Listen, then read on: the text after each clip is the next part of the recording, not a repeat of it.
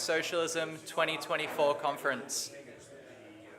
I am Zoe, and I will be chairing this session today. This is how capitalism ruined the internet. Sorry. First up, we've got toilets here and drinks and snacks. We've said it a million times. Tonight there will be a gig happening with Kamala, Emmanuel, and David Rovics performing, and that will happen at 8, and there will be dinner at 7.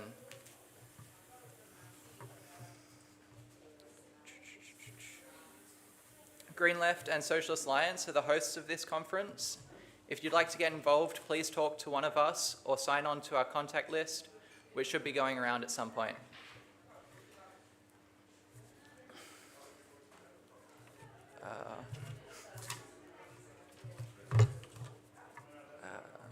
We're holding this conference in Boorloo on Wajak Noongar Budja, and Lizzie O'Shea joins us from Naarm on Kulin Nation. I'd like to pay my respects to their elders, past, present, and emerging. Land was never ceded, always was, always will be Aboriginal land. Socialist Alliance stands in solidarity with Indigenous people in the ongoing fight for freedom from incarceration, land rights, and genuine material sovereignty across the globe. We have 3 speakers today. We've got Aishik Saha from India, who is an activist with All Indian Students Association and a researcher on labour and digital economy, will be joining us online. And Lizzie O'Shea from Naarm, Melbourne, who is a lawyer, activist, and author of Future Histories and Empowering Women, and a chair of Digital Rights Watch. And here with us today we have Blair Vidak from Boorloo. He is a socialist activist based here in Perth. This session will be live streamed, so be aware that if you're asking a question or making a point for discussion, that it will be filmed and will eventually go public on YouTube. I'll now hand it over to Aishik Saha.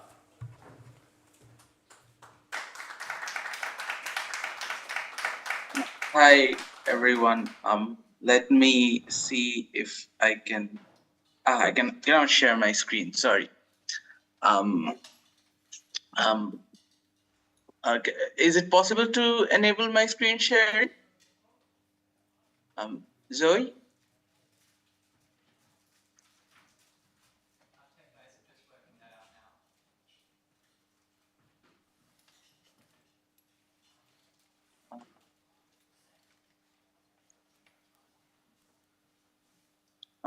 Can everyone see what I've shared?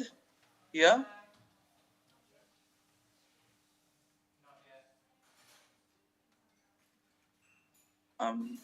Yeah, can everyone see my screen?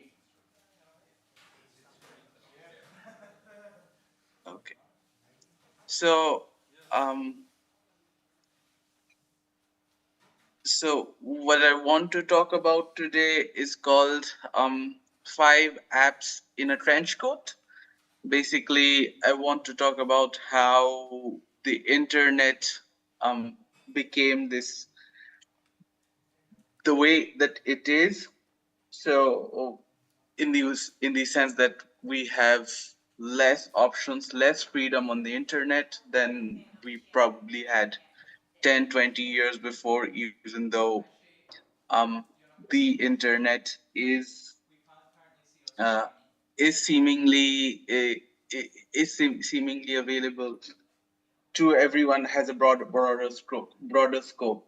So before we kind of start, I want to talk about what the internet has been. Comrade, can you just wait a moment? Sorry, we can't see your screen yet.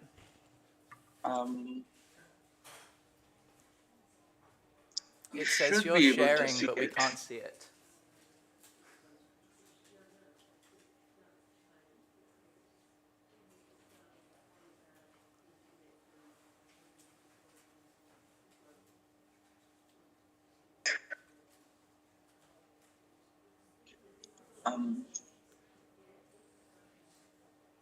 It still says loading, but let me start speaking because we have a little bit of ground to cover.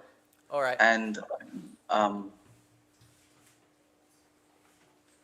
I hope you can see it now because my computer says it's sharing now. I can see it now, Aishik, so I think others can too. Okay. So when we are talking about the history of capitalism kind of ruining the internet, we have to think about how the internet came into existence. Now, it's as surprising as it may be, this is not the first time that capitalism has ruined the internet. In the former USSR, the first national computer network was proposed back in 1959 by Anatoly Kitov. Kitov proposed that civilian economic planners have access to military computational infrastructure. This idea was then picked up by Viktor Glushkov, one of the founding figures of Soviet cybernetics, who proposed the all-state automated system, the OGAS, in 1962. The proposal was to use the OGAS as to reorganize the Soviet command economy, which would resolve inefficiencies plaguing the system. But when in 1970, almost 8 years after he was first proposed this thing, when Glushkov went to Moscow to convince the Kremlin for funding the reformist finance minister, because if you remember, this was the time of Soviet reform, of before perestroika and glasnost. This was the other period of opening up of the Soviet economy. But the reformist Prime Minister Vasily Garbuzov blocked the CPSU Politburo from approving the project. This was mainly because he felt that this would enhance the command economy that the Soviet Union had, and this was not something that he wanted, or most of the reformists wanted for that matter.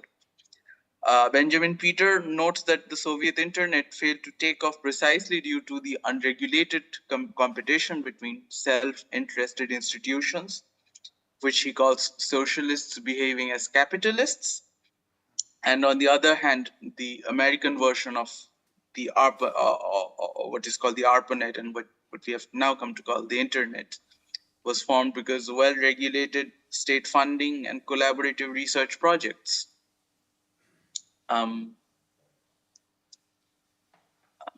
Let me see. Okay. Yeah. So when we talk about when we say capitalism played a major role in the creation of the internet itself, you have to look at Web 1.0 emerging. It is important to understand its critical link with the neoliberal system itself. In the 1990s, commercialization of the internet allowed an acceleration in consumption as consumers, more specifically consumers from the global north,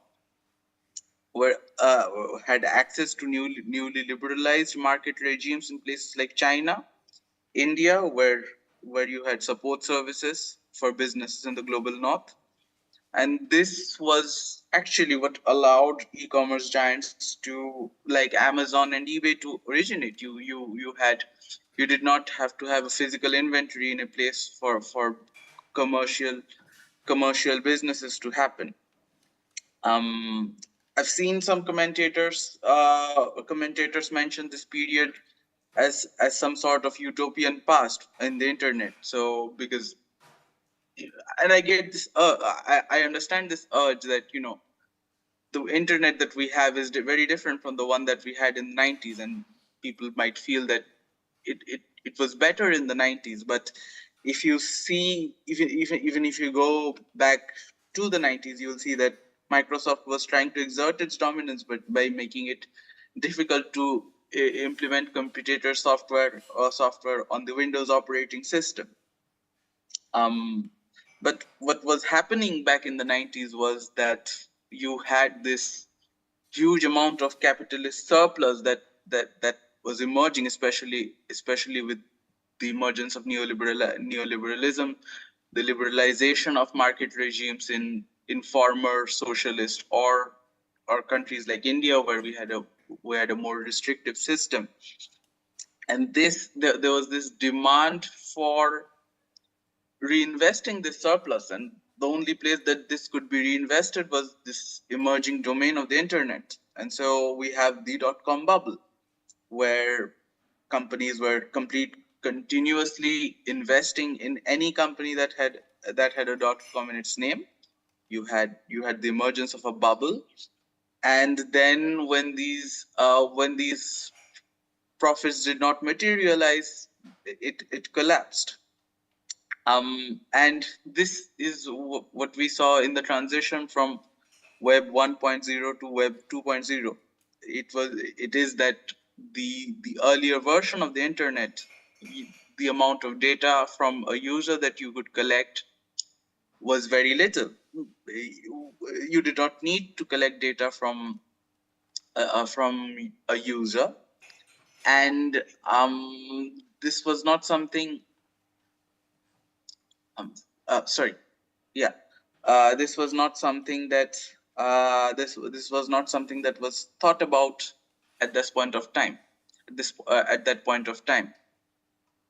But with the burst of the dot-com bubble, you had all these financial institutions which were backing these big tech platforms. They were looking at how they could be profitable, because if you remember back then, you had this increasing collaboration, increasing consolidation happening, but you did not have regulators coming in and breaking up these, using antitrust to break up these companies, because they did not think that it was necessary as long as there was no rise of prices. So these internet platforms, so what we now call big tech, Google, Facebook, these platforms, the only thing that they needed to do was, at the point of consumption, they needed to keep the product free. Other than that, they could really do anything that they wanted. And the way that they chose to go was the internet that we see now, where Web 2.0 entities, they sought to increase the amount of time users spend on the platform by replicating aspects of a user's social existence on the platform. The result was that there was an increasing consolidation, even further consolidation in big tech. So you have Facebook buying up Instagram and WhatsApp, Google buying up DoubleClick, and you have this vertical integration by big tech platforms where they are buying up competition all over the stack, so that and that is never being blocked, because in the neoliberal ideologues of the Chicago school, this was a good thing. They were thinking about this as being a good thing, because it was helping American businesses compete all around the world.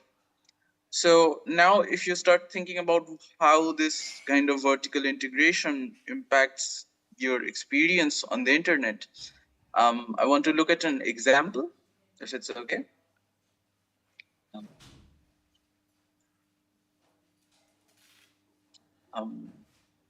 Yeah, okay. So earlier this year, Time CEO Jessica Sibley revealed that the Taylor Swift Person of the Year feature on Time was classified as a non-inclusive of women for containing feminist themes, and defunded by digital advertisers. Something similar happened to the James Webb Telescope, to another article on the James Webb Telescope, which described the violent death of a star. So I want to talk about brand safety industry a bit. The industry developed as an ancillary to the rise of programmatic advertisement in the 2010s. Especially after the 2016 US elections, there were growing pressure from consumers on brands to stop advertising on hateful websites, forcing them to appear to do something about brand safety. Do something about safety. Brand safety services enabled advertisers to claim that they had kind of done their due diligence and put measures in place where they actually had when they had simply outsourced this task of brand safety. Um, uh, Despite claims of using advanced technologies like natural language processing to detect what is called unsafe content, so hate speech on the internet or disinformation or anything like that. These brand safety tools, what they do is they check for, they have very rudimentary forms of keyword blocking. So what they will ensure is that if there's a keyword on your blog post that they determine as not safe for a particular advertiser, they will not allow the advertiser to or they will restrict the advertiser from advertising on that platform. And so what they have done basically is that instead of what they've done is banning controversial or bad content that may not be that may not be considered. So, for example, if there's an article on Leila Khalid, there might be a brand safety institution that might say that, oh, we don't want our advertisers on that platform.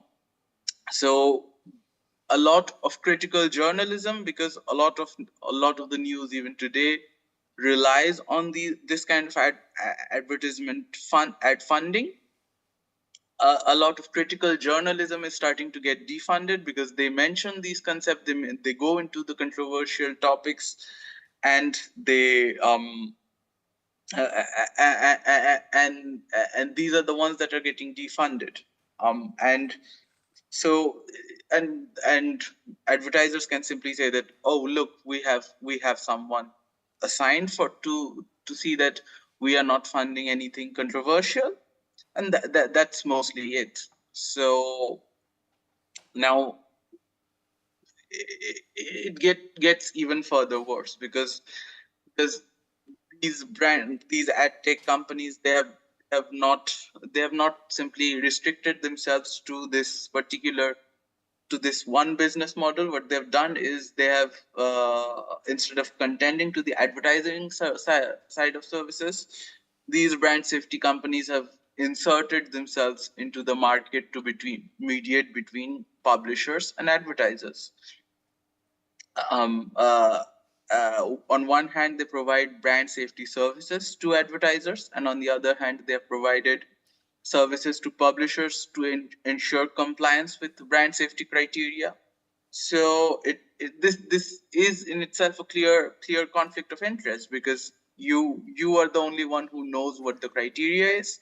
You are telling publishers that that we are going to help you get funded with advertisement, and you are telling advertisers that we are the ones who are going to show which who are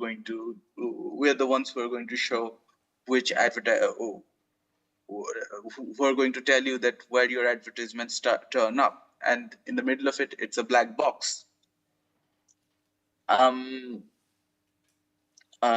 So one result of this is that we saw in the case of analytics. So they found that analytics. They found that Forbes had set up a WW3 subdomain for purposes of ad fraud, while VNM vendors who had access to this data, they were content to look the other way. So basically, what Forbes had done is that apart from their main website, which is the Forbes.com, which is the main website that you find when you're looking for their magazine, these websites then go to they created a subdomain which starts with the www3.forbes.com, and they had a lot of basically garbage articles. They had articles which they paid for from somewhere. These would usually come from content farms. These were not very informative articles. Most of them were clickbait. They would fill their this website with these kinds of articles, and they would draw in ad revenue from advertisers to advertise on these platforms. Now, these verification and monitoring vendors, which I call the V&M vendors, they're supposed to see that this is happening. They're supposed to see that, check for advertisers that, okay, this company is simply drawing advertisements and inflating your budget simply for the sake of it. You don't allow them to do that. But since for Forbes was tying up with other ad verification vendors like IAS, Double Verify, Oracle, Moat, Human, etc. What they were doing is basically is that they were not notifying the advertisers that this is something that is happening on your platform. And this is very basically how genuine advertisement, how genuine content gets defunded on our internet. So if you're thinking about why you have number of platforms that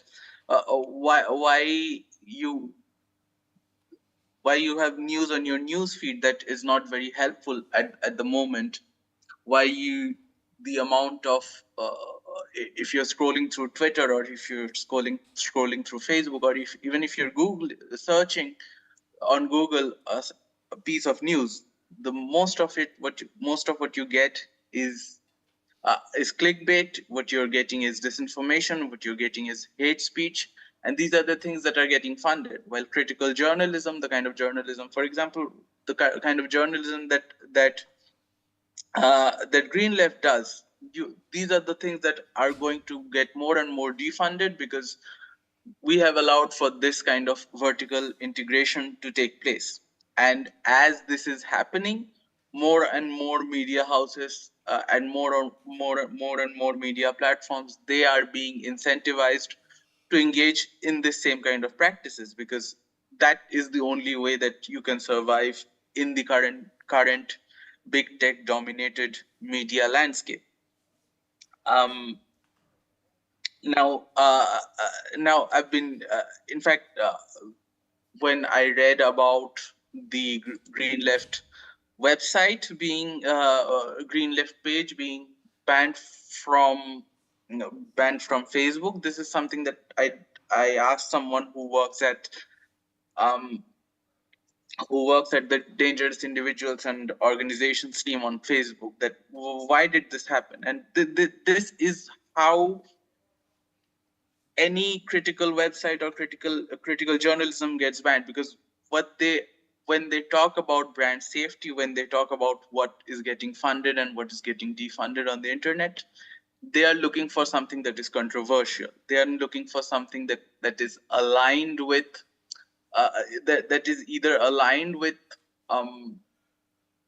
the security establishment, especially the Western-backed security establishment. So Facebook has this list of banned websites, banned organizations, which they have directly sourced from the U.S. State Department, because those are the entities that they want to ban.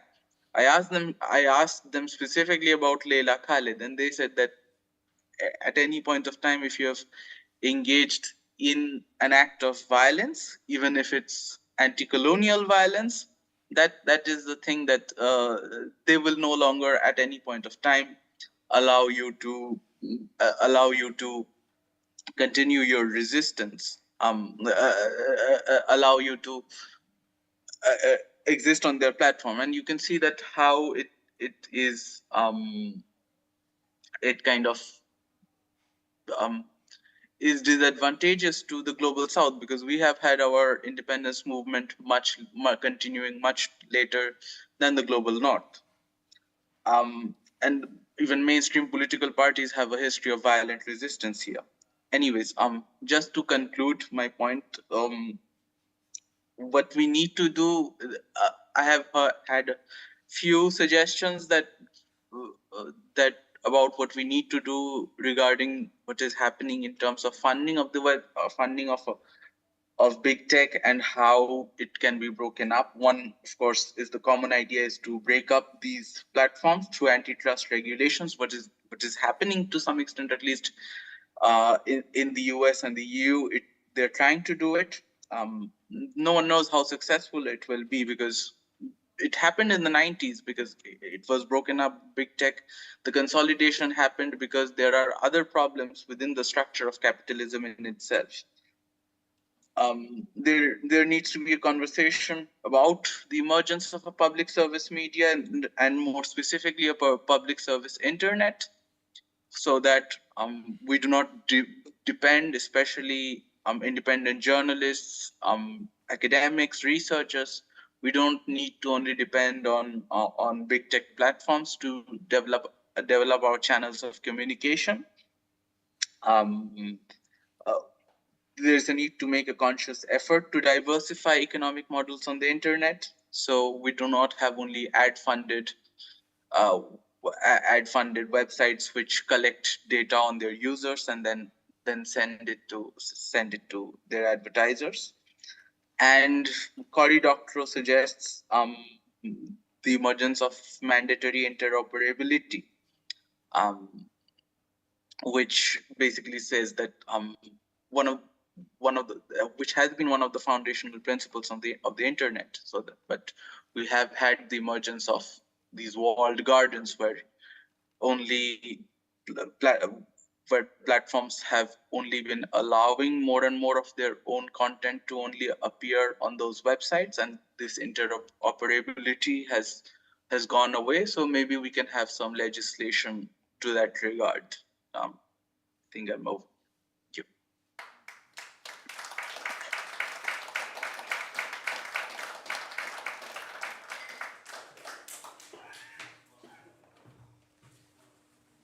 Thank you, Aishik, for taking us through a brief history of the internet and how targeted ads have reduced the quality of news and journalism on the internet. Next up, we'll have Lizzie O'Shea, who is joining us from Naarm, Melbourne. Thank you. Great, thanks, Zoe. I take it you can all hear me and see me. Thanks so much to Green Left and Socialist Alliance for hosting this discussion. I think it's a really important discussion, and I'm glad that the left generally is grappling with some of these topics. Thanks to Aishik for his deep dive there into the information ecosystem and the influence of digital advertising. I thought I would start with a little bit more of a high-level kind of introductory interrogation of the question, I suppose, is what I would say. So for what it's worth, before I start, my background is that I'm a litigator. I sue tech companies that have done the wrong thing for people who've been harmed by them. I'm also an author. I've written a book called Future Histories, which covers a little bit of what I'm going to talk about today. And then I'm also a digital rights advocate. So I work with the founder and the chair of a digital advocacy organisation. And the central argument of my book, and what motivates me to engage in this space and think about these topics, is that if we want to create a more democratic digital future, we need to stop looking forward and start looking backward. And that the best way to understand technology is not by imagining how it might look in years to come, but thinking about where it has come from. So applying a historical materialist lens to our understanding of the internet. And that's the best tool, I think, for assisting us to understand that some of the debates that we have about the internet are not novel as they're commonly presented, but in fact have antecedents that are relevant and a context that is really compelling and important to remember as activists seeking to push for a more democratic digital tomorrow. So the premise of the session is, how has capitalism ruined the internet? And I query that from the start, I suppose, is what I would say. I don't think capitalism has entirely ruined the internet. I think there's a real capacity to resist. And I want to preserve that. And when we have this discussion, I think it's really important to think that this is not a fait accompli. That in fact, if you are interested in thinking about how to solve some of the key pressing challenges we're going to face in the 21st century, I think the internet is going to be an engine of solutions, a powerhouse for making use of our collective brains and capacities. So I absolutely accept that capitalism has been truly damaging to the internet in a variety of different ways, which I'll talk about. But I think there's really room for us to make a difference, and in fact, it behoves us to do so. So when I first started, to provide some context, when I first started writing about technology many years ago, maybe like some other people in the room, I always felt like a bit like of an outsider in some of these discussions. I'm not an engineer. I'm not a computer scientist. I'm not even really an early adopter. I don't even like using high-tech devices. So for a long time, I thought debates about technology were not really for me. They were for people who had the right technical training to engage in, people who understood network administration, people who knew how to code. But I did have an instinctive understanding, like I just mentioned, that I think that technology, digital technology and the internet specifically was one of the greatest innovations of the 20th century. And I also felt alongside that I was extremely uncomfortable at how the digital revolution was unfolding, that technology is in our homes, in our pockets, under our skin. It's invaded our physical and psychological spaces, often without our consent, sometimes without even us realizing it has happened. It feels like a place, the internet, of endless consumption where we're incentivized to spend time on device, where the parameters of public debate are set by unaccountable tech platforms, and where governments spend time surveilling what we do and working out how they can best discipline us. So I think the digital revolution has become a powerhouse for manufacturing billionaires and relegating billions to insecure and underpaid work. And that's a huge problem. Society is essentially treated as an object upon which digital technology is imposed, rather than as a community of people with agency and a collective desire to shape their future. And when we think about technology in the way I just framed it, I think the problem is that it's presented without context. Discussions about networks, about big data, about cybersecurity, about other digital rights topics, they're abstracted from everyday reality. Technology is almost treated, when you read the mainstream press, as being a natural phenomenon or a force of nature, like the weather. It's as though its development is inevitable and unstoppable. And it reminds me often of my favorite quote from Karl Marx, and there's a few to choose from, but this is absolutely my favorite. He says, all our invention and progress seems to result in endowing material forces with intellectual life and stultifying human life into material force. Now, of course, he was writing in the Industrial Revolution, but it's eerie how similar that feels when you think about how intellectual life is imagined onto devices and systems like Siri, like Alexa, like ChatGPT, and the stultification that comes with that of human life, both in our social and political spaces, but also for the many people who toil to produce these devices in places like China, who mine the rare earth minerals in places like the DRC that build these devices, or the workers in Kenya who help train artificial intelligence systems, that they're living in a world in which their human life has been stultified into material force. Now, the great technology historian Melvin Kranzberg, he's famous for saying technology is neither good nor bad, but nor is it neutral. But he also had other laws of technology, and one of them that I think is very important is that the history of technology is a very human history. Technology, including the internet, is not something that's separate to us. It is made by us, and it's not just a field for programmers and developers, because they're not the only people who've influenced it. It's actually a system created by humans in all their different capacities, with their particular baggage from the past. And to make good technology requires those system builders, those engineers and the like, but it also requires people to bring different perspectives, experience and skills to the table. And that's what builds out the social dimensions of technology that dictate how it will be developed. So rather than thinking about technology as a future echo of society, I would encourage you, if you're new to these kinds of debates or discussions, to instead understand that history can be a very illuminating guide. And if you're at all interested in history, I think you'll find you have something to say about technology. Because of course, using a historical materialist lens, history is not about the inevitable march of ideas or progress. It's about the struggle for power between social forces. And if we want to remember that and be inspired about how things were done differently in the past, and also realize that the problems of the present are not immutable, that's how I think we can start to reframe our vision of technology by looking to historical struggles, to look how we can make it useful as a tool of liberation. And that's my hope for one of the outcomes of this session, that I can recruit people to this cause of looking at how we can make a better digital tomorrow for everybody. So to specifically turn to the question, I wanted to look at how capitalism had influenced and destroyed some of the best aspects of the internet in a few different ways. And one way to think about the internet is not as a static thing or a place, but actually in layers. That's what lots of internet commentators describe, or technology commentators, that you have the base layer, which is the pipes and switches that build the physical reality of the internet, including the cables.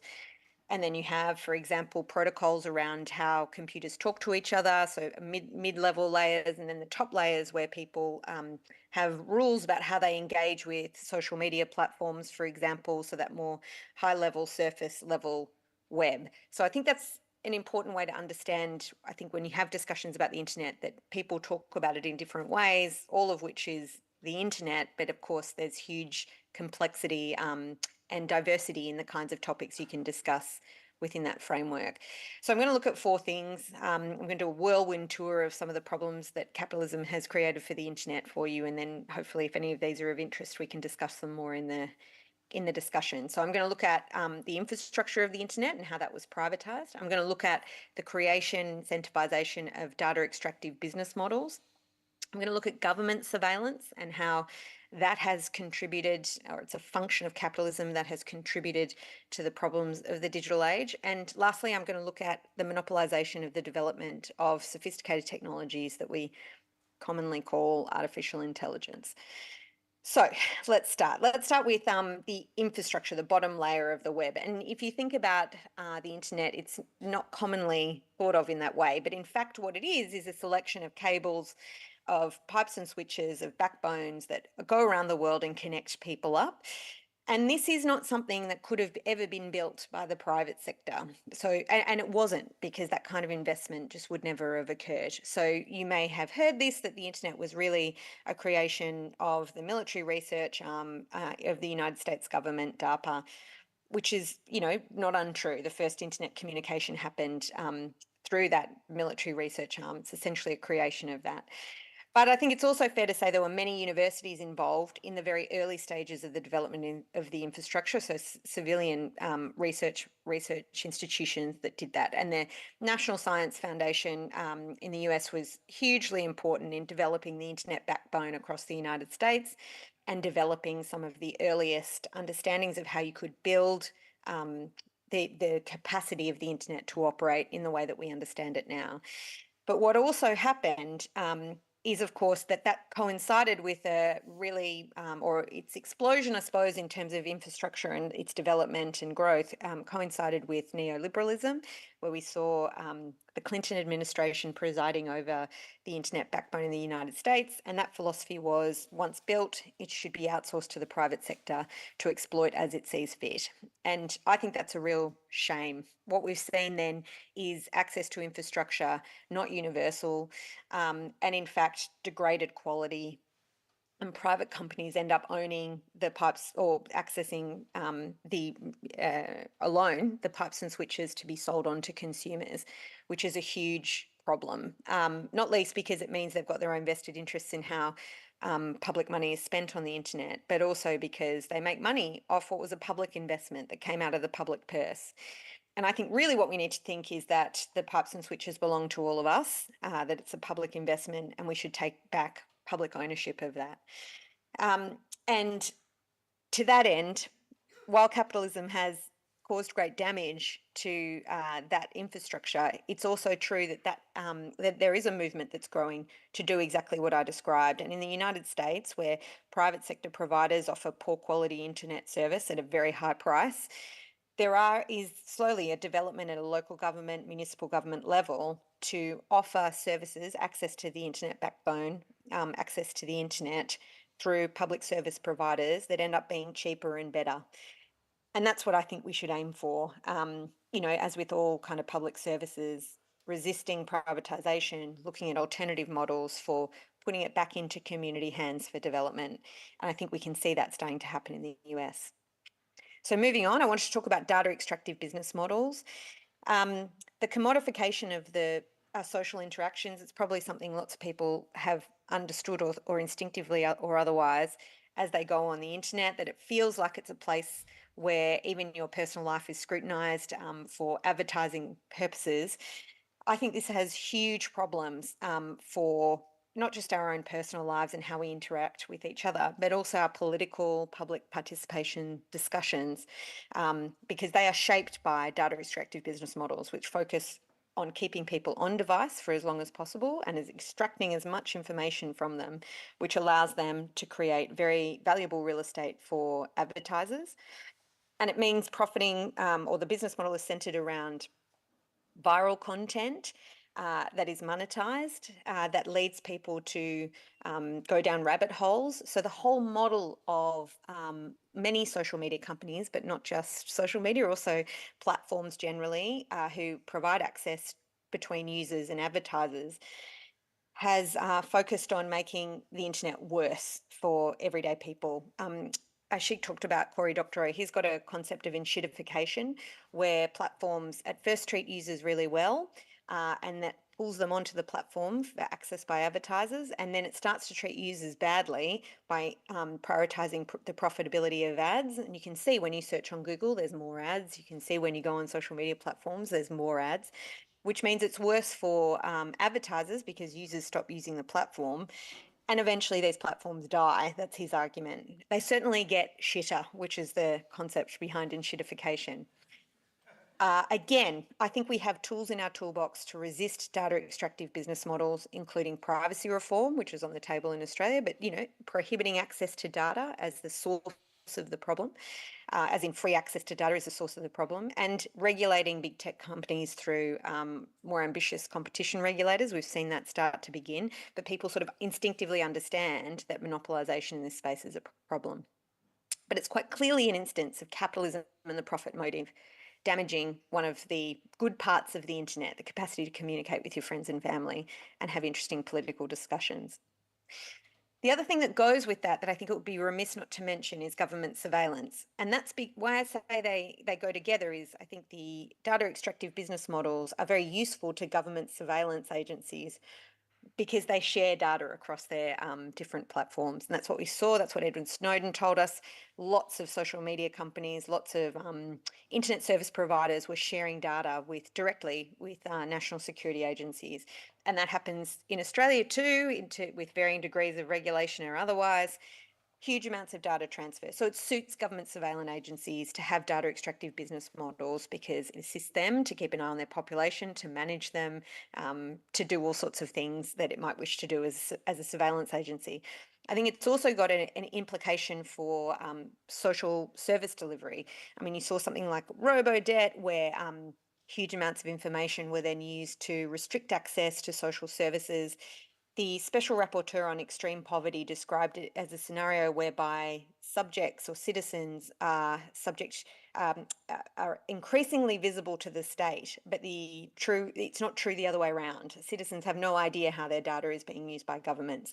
And Virginia Eubanks talks about this as a digital poorhouse, that the idea is not to alleviate poverty, but to manage it. And data plays a role in that. Surveillance through the internet, through digital technology plays a role in that. So resisting that surveillance agenda, again, it's happening all the time, but it's something we have to put our back into because at every possible opportunity, governments will align with technology companies to facilitate greater surveillance. And we've got to find ways to resist that through trying to stop and protect methods of secure communication that that help people maintain their privacy, things like encryption. And the last one I wanted to talk about is the centralization and monopolization of AI. And again, this is sort of related to a data question. If you talk about artificial intelligence, I think what we really mean is large data sets analyzed by sophisticated algorithms and then used by people subject to laws. And artificial intelligence at the moment, that is centralized. Its development is in a very small number of companies, probably 5 major technology companies in the world who've got the capacity to do this kind of work. And they're accessing and using data that they've either stolen or taken from people without their consent or knowledge. And they're seeking to stitch that up within the capitalist marketplace so that it will be developed alone by them. And I think this is problematic for a variety of reasons. It's obviously unreasonable to use information that people didn't give with any consent or, or didn't no intention of. But it also means that difference between us is flattened. There's single systems that make decisions that we then are supposed to accept as being somehow more honest or truthful than human decision makers. And also, I think it's contributing to the climate catastrophe. The development of AI is hugely power hungry. And there is currently very few limits on the expansion of this, particularly when the industry is perceived as so powerful. So that's yet another way I think capitalism is ruining some of the capabilities of the internet. But I think we can again push back on it. That industry at the moment is feeling the pinch. They know that they will be regulated and they're trying to do everything they can to resist that. And we're much more ahead of this than we were for, say, social media. There's a huge movement to try and limit the power of these companies, and we've got the capacity to influence public debate about this and to find ways to put, in all these instances, put as the focus of digital technology and the internet, human flourishing. That's, I think, the objective. We need to talk about how we can make sure that the way the internet develops prioritizes the interests of people, of the many rather than the few, and that it is focused on sustainability, on diversity of viewpoints, of heterogeneity, but that it's also responsive and interested in the needs of people rather than just being imposed upon them. And I think the capacity exists there within our society to resist those worst excesses, but it's going to require organising and fighting back against powerful entities, which is in the scheme of things nothing new. It's exactly what I was talking about at the start. We can look to the past to find inspiration for the kinds of movements we need to build to put human flourishing at the centre of the internet's future. Thanks.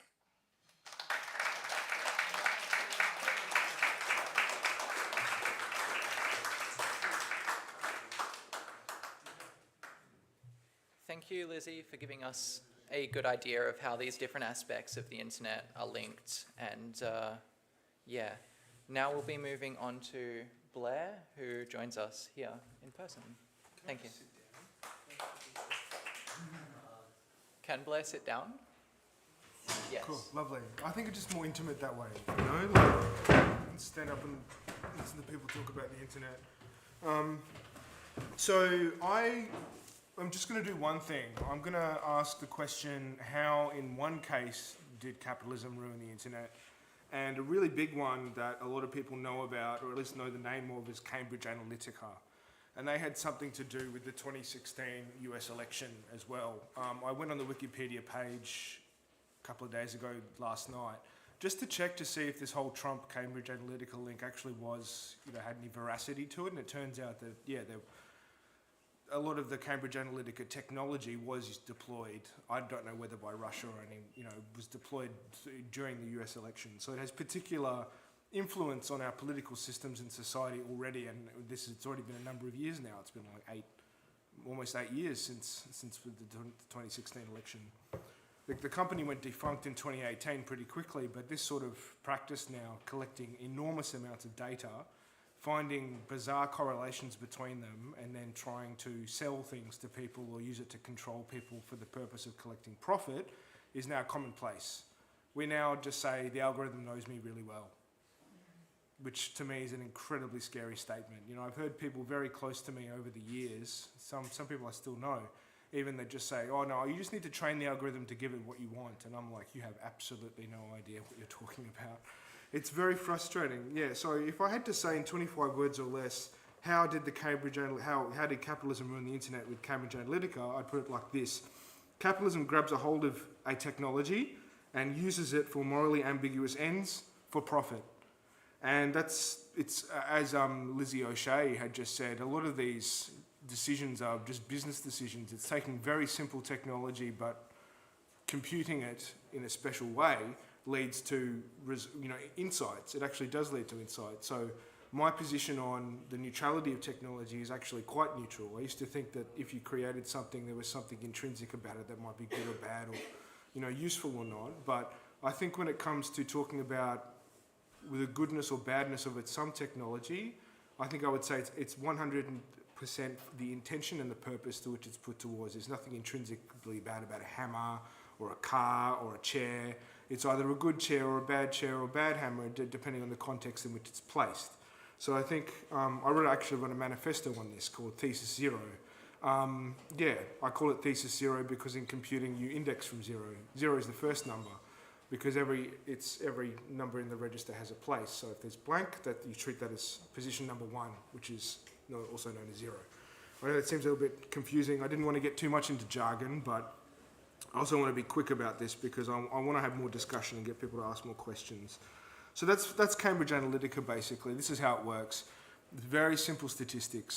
Statistics are normally seen as like dots on a graph or like lines that go like this, or you take tallies on a sheet.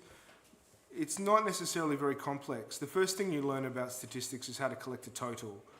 How many data points do you actually have in total, right? And then you start taking simple things like an average, a mode, a mean, these sorts of things that give you an overall idea of how the numbers are distributed amongst each other.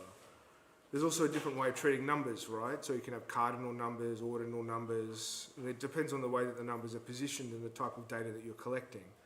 In this case, we're collecting likes.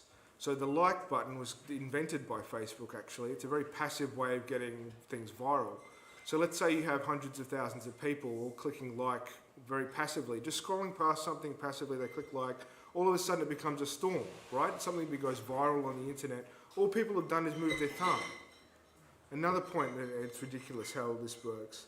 So when you collect a lot of data, so for instance, someone's name, possibly their ethnicity, depending on how they've filled out their Facebook forms, or their gender, their sexuality, all these things. Turns out that because you have such a large data set on Facebook, you have billions of users, right? They all they have to do is click one like on a Facebook page. You can then correlate the personal attributes, if you want to use it as that term, that's the only thing I can think of, against that like. So, for instance, they found out, this is true, and you can quote me on this, they were able to out people as, people were closeted as homosexuals, but because they clicked like on Britney Spears, turns out that through computer analysis and data, that it's very reliable. There's a very high amount of correlation between a cisgendered man clicking this is back in the day as well. I'm not sure if this, as data has gone on, it's become more reflexive. Now that we know about this information, it's not necessarily true, but up until that point, you could detect homosexual men very reliably if they clicked like on Britney Spears on Facebook. And I know it's a little bit like Ricky Martin. Oh yeah, we kind of already knew, or whatever. Maybe it's a bit like that. I don't know. Forgive me if I'm being insensitive, but it turned out to be true, right? So now we're having incredible predictive power based on something passive you did with your thumb. You can see why I'm a Luddite, right? You can see okay, we set up this huge communication network system and we use it for this. It's almost like if, the Vulcans did land here, they'd be like, maybe not, but live long and prosper, I don't know. So let's move on to the second part, behavioural economics. So what do you do when you have a crazily reliable source of data with a huge set amount, right? Well, you deploy it to make money. And what's the best way to do that? The best social science behind that is called behavioural economics. Behavioural economics interrogates the person like this. You're a computer, you have inputs and outputs. So when we discovered the clock, right, all of a sudden the brain was like a clock. When we invented the computer, or discovered the computer, or however you want to put it, suddenly the brain becomes like a computer. So whatever the most advanced technology we have, suddenly everyone models the human after that. So in this case, so does behavioural economics. Comes from a guy called B.F. Skinner, who was a very crazy psychologist. You should not pay attention to him. B.F. Skinner basically came up with a theory called behaviorism, and behaviorism works like this. Don't worry about what's going inside the person. Whatever behavior and actions they're exhibiting on the outside, that's good enough for now. And you can understand, coming from a philosophy background, how this is very scary. And this is actually how most psychology works today, with mixed effects. You know, I'm not trying to say that people don't have observable behaviours. I'm not trying to say that people don't act in ways that aren't telling, right? But we have consciousness, and this is something that Facebook doesn't give any amount of interest in whatsoever. All they want to do is make money. So a really good example of how behavioural economics would work, for instance, is an example that I took from the Free Economics podcast. If I'm taking too long, let me know. I'll move on to the third topic, which is just statistics, and I'll spend like 3 minutes on that, and then we'll try and get this done quickly. So, for instance, if you put a photo of the car from Department of Transport on your official forms asking for money, or, like say, you would obviously have it for a speeding ticket to prove that it was you, but they found that including the images of people's license plate and cars parked outside their home meant that the Department of Transport in different parts of the US could then collect money faster. It's almost like a threat, right? Like, we know where your car is. This is your car. This is your car. We know it's your car. You know it's your car. Give us the money, right? So that's an example of how behavioural economics works. What you do is you put some stimulus that you know is correlated with some behaviour, some output. So it's very bad. I wanted to say another word, but I'm not going to. So you have some input, putting image on the car on the Department of Transport communication, and that leads to you paying your bills or paying your fine faster, blah, blah, blah. Another example would be like Coles and Woolworths, right? Where you position something on the shelf at the eye level is the person that you're targeting. The music that you play, the lighting that you have, the way the store is arranged with the milk always at the back, so you have to walk all the way down the store past all the crap to get what you actually want, right? So this is behavioural economics. Behavioural economics is a very reductive view of the person. I think it's inhumane, and it's the main psychological theory that's powering this metadata collection and advertisement system on our internet. So I'll get to the last bit. So during the Enlightenment, there were a couple of philosophies that became married together, and they're still very powerful to this day. And in some ways, I think it's led to a very imperialist concept of how science is deployed in society. And this would be, say, and not to say that I don't like natural science, but natural science in some ways in our society is dominant, right? You go to university, it's always the physicists and the mathematicians that are the ones who get all the funding for the military and all this stuff. But people like me who did an arts degree are supposedly worthless and petulant little idiots, which is unfortunate because we can pick apart statistics, which is unfortunate. Yeah, so we have positivism, statistics, and utilitarian ethics. And in some ways, there's a quote from Marx where he talks about liberty, property, equality, and Bentham. And so your moral science would be utilitarianism. Your method of truth proving would be positivism. And the way you get raw empirical data would be through statistics. And so this combined package of, it's quite often deployed in natural science. I'm not trying to say that this is always the way natural science is conducted, but it's a very textbook hegemonic attitude that you get taught very early on in uni, and if you practice it, you get good marks all the way through the end. I'm pretty sure that this is true. So statistics by itself is trying to take a part and reasoning about a whole. With as limited information as you can possibly get, it does require collecting a lot of information, right? Another way of going about this would be deductive reasoning. This is inductive reasoning, right? Using a small amount of information to predict the future. Deductive reasoning is taking the nature or the essence of something and then proving conclusions that were already inside the premises in the beginning. And both are just as valid, but the way we conduct science today, at least, or social science, is that induction is better than deduction, because deduction comes from like the Middle Ages, is Platonistic, religious, this sort of stuff. But when you look at dialectics very carefully, statistics falls apart, because it says that by collecting small little parts, somehow you can build up a whole. This is actually not the way human thinking works, and it's not the way the universe works, is what I reckon. We've gone to metaphysics now, and I'll finish up very quickly. It's important to look at the whole.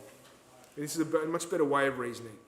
because you only have to worry about the small little clicks and little information boxes that you have on your computer in your cubicle, you only fit into one bit of the division of labour, right? When you use the computer on Facebook or for collecting metadata and this sort of stuff. If we thought outside our cubicles, if we broadened our minds, if we thought 2 or 3 steps later than we currently did, I think I could convince you to stop using Facebook and all this sort of stuff. I spent many years off it. I'm on it now for tactical reasons, obviously, and I share very little. And I know that it's surveilling me when I'm on there, but I look for a more utopian future. And I have some suggestions about what kind of utopian future we could engineer tomorrow. So thank you very much for listening.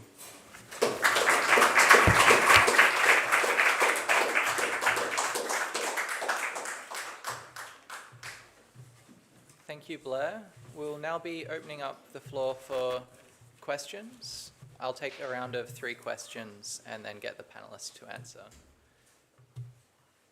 Yeah, Anne? Anyone else? All right, we'll just take the one question for now then. This probably is more of a question for Lizzie, but could be for anyone on the panel. So for people in Australia, there's been all of this discussion about internet censorship, e-safety commissioner, et cetera, and of course, yes, sure, there are some horrific things on internet, social media platforms and all the rest of it. But then there's also little mutterings of it being terrible, all of these graphic images coming from Gaza, and maybe we shouldn't be showing those images, et cetera, on social media platforms. So I guess I'd like to just throw into the discussion the question of internet censorship, and because that is a live issue in Australia, and there's plenty of discussions happening about how we need to censor the internet. But we also have seen at various points in time when there's been parental control over content that young people can watch, that things like breast cancer can't be searched by young people, or I remember, some Aboriginal women were censored for exposing their breasts in special cultural dances in the internet, etc. So I'm just wondering if, Lizzie or anyone else can sort of explore some of how censorship and demands we might make around that in conjunction with trying to democratise and make more public the internet. Glad you asked that question. Is that Sue? Yeah, it's Sue. Yeah, it's Sue. Hi, Sue. So I agree. We are hugely troubled by moves in the online safety space. So the online safety regime is designed around the very outdated classifications regime that people may know about, different classes of material that's usually used for analysing cultural material like films and literature and the like, and it's been repurposed for online safety. So that's the first problem, I think, because it's an outdated regime, but it also means things like news are excluded, which is good. And then what happens is the online safety regime has a complaints mechanism. I don't think that's a problem. I think you should be able to complain, but it largely focuses on the regulator having significant powers to proactively take down content. And in fact, this was criticised by a judge. It's an interesting phenomenon, but the judge was reckoning with this attempt by the Safety Commissioner to have the video of the stabbing of the priest in Sydney taken down off the internet entirely. And the judge said, in the hands of an authoritarian regime, we would be concerned about this level of power that's been afforded to this regulator. And I think that's a valid concern. Critics of online safety initiatives are usually told that they're terrorist pedophilia sympathisers and that they do not understand how important this problem is.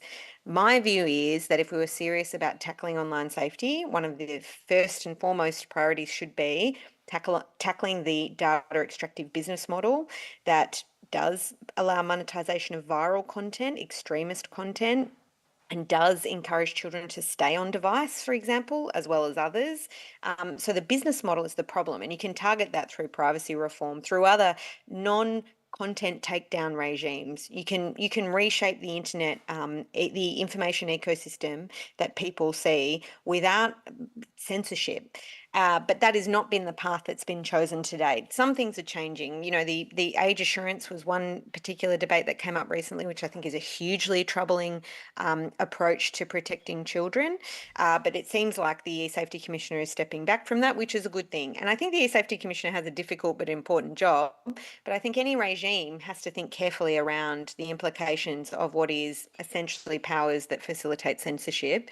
And what we should be looking to do is target the business models that facilitate the kind of horrible experience that many people have in online settings, because that would improve the well-being of young people, but as well as all users of the internet. But it would do it in a way that still allowed them to make use of the internet. One of my concerns around age assurance, particularly, is that young people who are in homes that don't have supportive parents, of which there are many, might be harmed by having restrictions on access to social media, for example, that might be one of the few sources of solace in their lives. So let's think about vulnerable people, not just the average user, when we're designing these systems of regulation. And let's think about giving people power over their shaping their own digital life, not dictating to them what they can and can't see.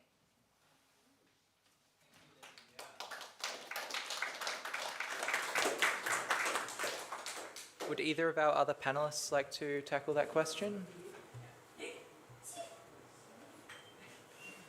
If I can give it a go. Yeah. So this reminds me of a seminar that I took when I was still in my honours, and it was about free speech, and it basically led me to be quite convinced that there is no such thing as free speech, but we can decide together collectively what is and what is not allowable.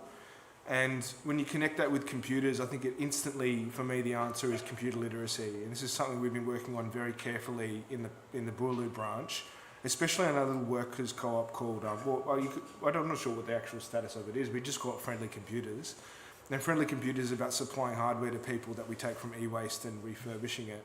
And we try and do the best that we can to provide things very cheaply. And one of the outcomes of that is we give people Linux. And that comes with having to show people how to use Linux. And that the level of computer literacy that people have today I think is very low. And I think when it comes to censorship, we could, if we had massive big educational programs that taught people how to identify phishing scams in their emails, identify what a pop-up is again, to teach people what a file structure is. We don't even use directories and files on our phones. It's just most recent. Like when was the last time anyone looked into folders on their phone? You don't. You can't in many apps. You kind of just have to go back to where you thought it was and scroll for 15 minutes. So this is just something I've noticed. So especially when it comes to answering your question, comrade Sue Bolton, it sounds that the problem will not be solved by creating another government department, is my official thought or belief. Official belief, it's, oh wow.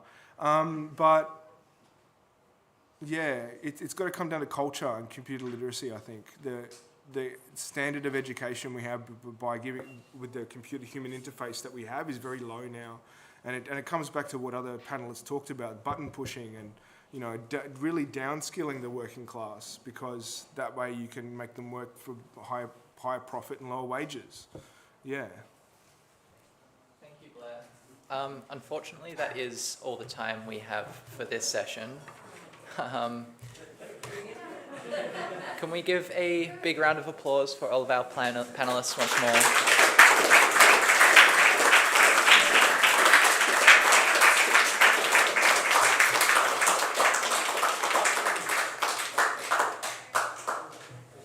Now we are supposed to be going into a 15-minute break now, but we have run over time. So